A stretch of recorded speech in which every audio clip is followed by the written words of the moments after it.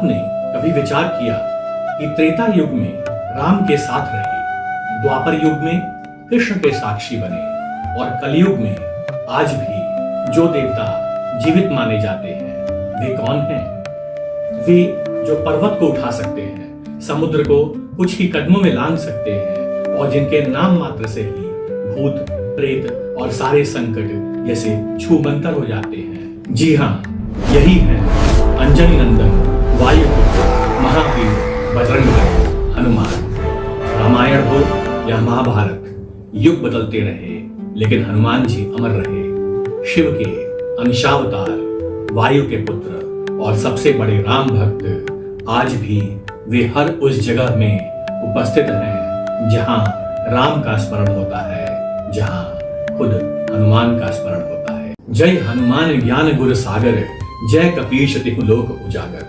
कथावाणी the secret saga के आज के इस एपिसोड में हम साक्षी बनेंगे कि कैसे एक अप्सरा की तपस्या, एक यज्ञ का वरदान और देवताओं का संकल्प बना हनुमान जी के अवतरण का कारण। नमस्कार, मेरा नाम है सुदेश शुक्ला और आप देख रहे हैं कथावाणी द सीक्रेट सागा। स्वर्गलोक में देवताओं की सभा लगी हुई थी।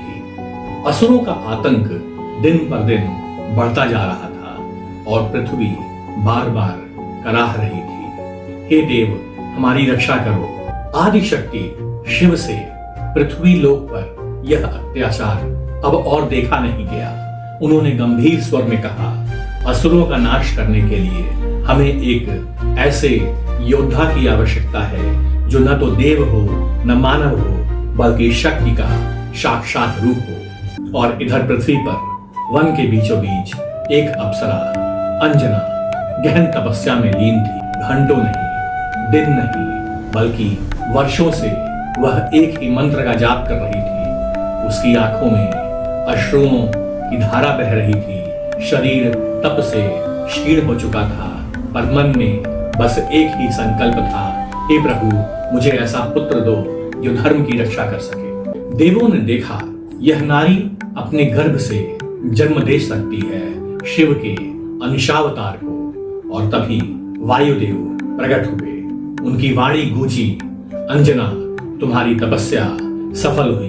तेरा पुत्र सूर्य सा तेजस्वी, वज्र सा पराक्रमी और भक्ति में अपराजेय होगा। और यहीं से शुरू हुई उस महागाथा की प्रस्तावना जिसे हम आज हनुमान जन्म कथा कहते हैं। और इधर अयोध्या नगरी में उत्सव का माहौल था। राजा दशरथ वर्षों से संतान की अभिलाषा के लिए व्याकुल थे। आखिरकार ऋषि श्रृंग ने पुत्रेष्ठ यज्ञ का आयोजन किया। यज्ञ की अग्नि में आहुति देते ही स्वयं अग्निदेव प्रकट हुए। उनके हाथों में थी एक स्वर्ण कलश जिसमें भरी थी दिव्य खीर। अग्निदेव ने कहा, राजन यह खीर देवताओं का वरदान है, इसे अपनी रानियों को खिलाइए और आपको संतान का सुख अवश्य मिलेगा। महल में वह खीर जैसे ही पहुंची, चारों ओर मंगल ध्वनियां गूंजने लगी। रानियों ने आशीर्वाद स्वरूप वह खीर ग्रहण की। राजमहल में आशा का नया सूर्य उग चुका था। लेकिन नियत की लीला तो कुछ और ही। जैसे ही कलश का एक अंश उठा, एक दिव्य पक्षी आकाश से उतरा और वह खीर का टुकड़ा लेकर उड़ गया। वह पक्षी पहाड़ों और वनों को पार करता हुआ आ पहुंचा वहां जहां अंजना तपस्या में लीन थी। वायुदेव ने उस खीर का अंश लेकर तपस्विनी अंजना को अर्पित कर दिया और इस तरह उसी क्षण रच गया एक नया इतिहास।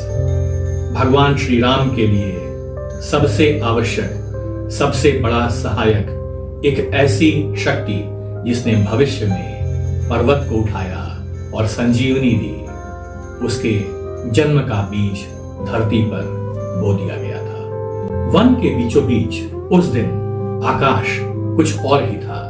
पक्षियों की चहचहाट थम गई।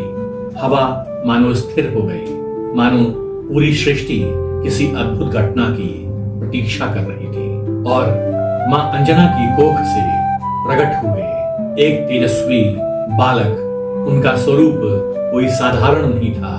उनकी त्वचा सुनहरी आभा से दमक रही थी, आंखों में जैसे सूर्य का तेज था और शरीर वज्र की तरह कठोर। बालक के मुखमंडल पर ऐसी आभा फैल रही थी कि पूरा वन प्रकाशमान हो उठा।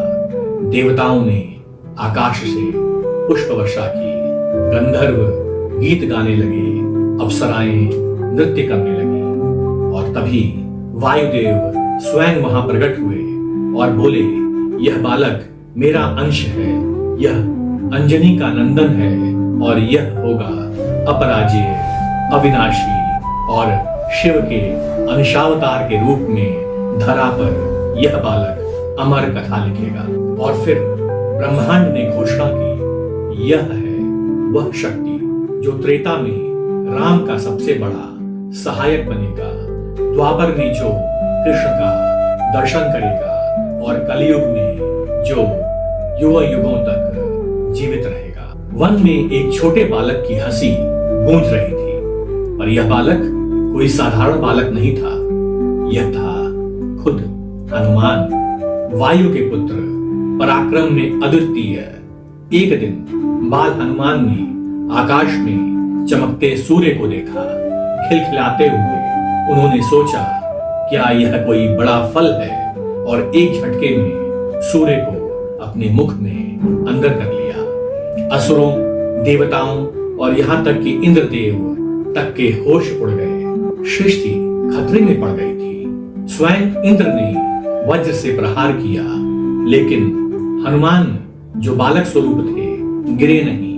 तभी वायु ने आकाश से कहा, हे देवताओं, यह मेरा पुत्र है, इसका बल अविनाशी है, यह भविष्य में धर्म की रक्षा करेगा। शिव ने गंभीर स्वर में कहा, यह बालक केवल वानर नहीं, यह धर्म का प्रहरी होगा, जो कलयुग में भी भक्तों को भय और संकट से मुक्त करेगा। भगवान नारायण विष्णु बोले, रामायण की हर कथा इसके बिना अधूरी होगी। यह राम भक्तों का जीवन संजीवनी की तरह उजागर करेगा।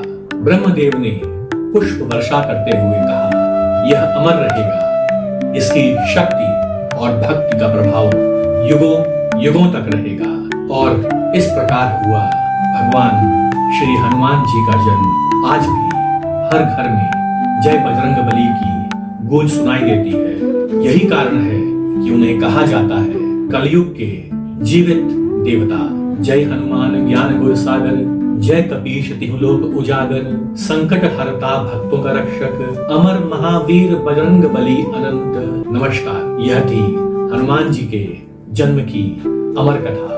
यदि आपको यह कथा पसंद आई हो तो इसे लाइक, शेयर और चैनल को सब्सक्राइब करना न भूलें, क्योंकि कथावाणी द सीक्रेट सागा में हम लाते हैं आपके लिए पुराणों की सबसे अद्भुत और सबसे प्रेरणादायक कथाएं। जय बजरंग। कथावाणी,